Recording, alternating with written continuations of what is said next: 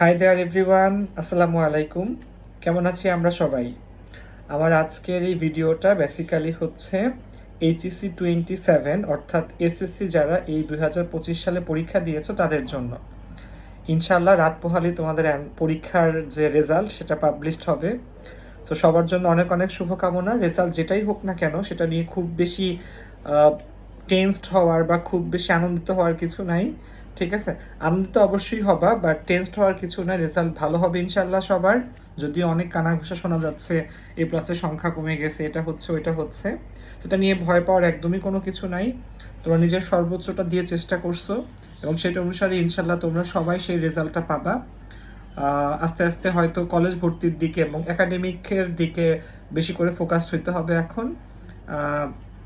সবার জন্য অনেক অনেক শুভকামনা।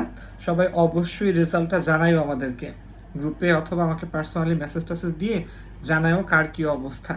ইনশাল্লাহ আমি চেষ্টা করব তোমাদের জন্য সামনে খুব ভালো কিছু ক্লাস নিয়ে আসার জন্য। আমরা এবং আমাদের এই সুহান সায়েন্স কেয়ারের পক্ষ থেকে তোমাদের সবার জন্য অনেক অনেক শুভকামনা থাকলো। সবাই ভালো থাকো, সুস্থ থাকো। ইনশাল্লাহ সবার জন্য ভালো একটা দিন আগামীকালকে ওয়েট করতেছে। আসসালামু আলাইকুম।